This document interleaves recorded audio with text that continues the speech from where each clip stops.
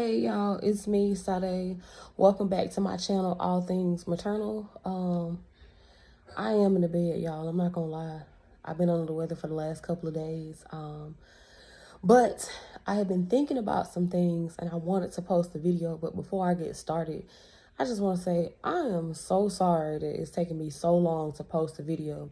I had originally planned to post a video at least once or twice a week, but I don't know. I got so discouraged. I had so much stuff going on at work, just random chaos. Sorry, somebody text.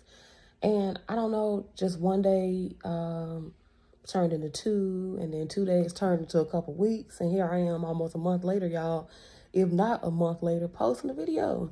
So I just want to say sorry about that. It is my goal to be more consistent. Just because I want to get my story out there, not for me, but for people who can relate and, you know,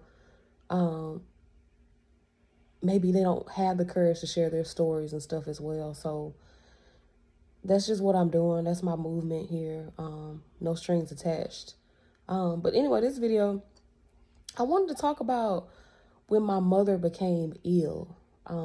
If this is your first time watching this video, I am 36 and I was molested by my mom at the age of 3 or 4. I can't remember the exact age. But I came onto YouTube a couple of months ago and I shared my story and I was met with a lot of love and I do appreciate that. But growing up with my mom, with the knowledge that I had of her molesting me, even though it wasn't necessarily clear of what actually happened until I started to seek therapy and seek a relationship with God. But growing up with that and then being 21 when she really got seriously ill and passed away, I'm almost certain I had Stockholm Syndrome. Because when my mom passed away, and I'm not even trying to be funny, but when she passed away, for a minute there, I felt like I passed away. My life was so intertwined with my mom. Like, I was constantly on the phone with her all day. And when I wasn't on the phone, we were constantly in each other's face. I spent a lot of time with my mom, which I look back in hindsight and I realize now it wasn't by choice. I spent a lot of time with her by guilt. But when she died, I felt alone. I felt like I didn't have anybody. And for a very long time, I wished that I had died too. In fact, I ended up at the DeKalb County Crisis Center in Atlanta because I called the suicide helpline because I was just so convinced one day that I wanted to kill myself. This must have been August or September of 2008. My mom died in June of 2008, June 20th to be exact. And I just remember being at home by myself. And I just had this intense urge to blow my damn brains out, y'all. Like an intense urge. Had never held a gun before in my life, but I knew my stepdad had one. But I don't know, I just kind of chickened out as I was thinking about going in the room and going in the closet and getting this thing. I just chickened out. And I called the suicide helpline at the time. And before I knew it, a damn police car pulled up to the house and arrested me. That wasn't what I was expecting to happen in that situation. And I remember walking out of the house just in complete embarrassment. I had on, I don't know, a pair of shorts, a t-shirt, and maybe some socks, if that. And he put me in the back of the police car. He didn't handcuff me, but he did put me back there. And I had never been in a police car before. It was cramped. Like, it was tight as hell. I don't see how people make a career out of going to jail. I really don't. Now, who am I to judge? You know, sometimes we all can get caught up into situations that, you know, we're not trying to get caught up in. But as for me, by the grace of God, I'm glad that other than that situation, I have never had to be in the back of a paddy wagon because, baby, that thing was uncomfortable. But he drove me to the crisis center, and I sat in the waiting room for probably about an hour.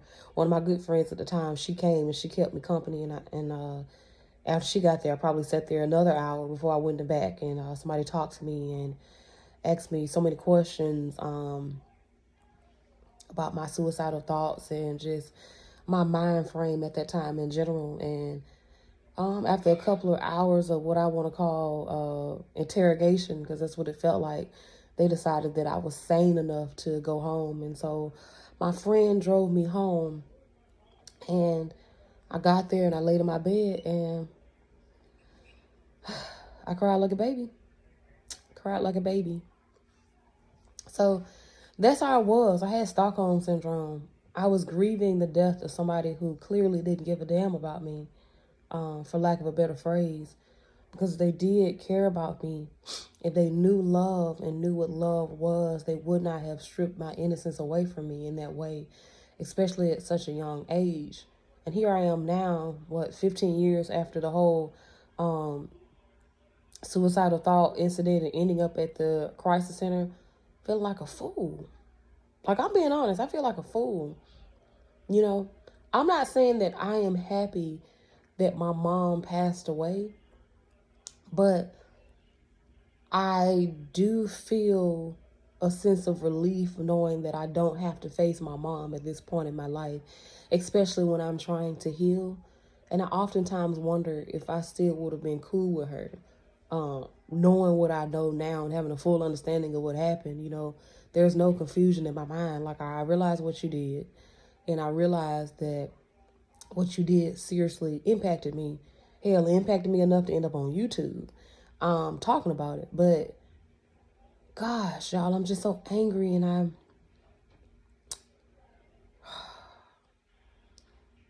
I can't think of another word to say other than just angry.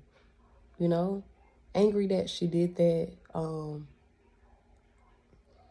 also just wondering who would I have been if I had not been molested by my mom. And also, I don't want my molestation to define me. Even with doing this YouTube channel, that's another thing that kind of makes me steer away from doing the videos as much. I don't want to keep doing videos about this. You know, I don't want to keep reliving the trauma. But on the same hand, I feel like what I'm doing not only helps me, but it helps others.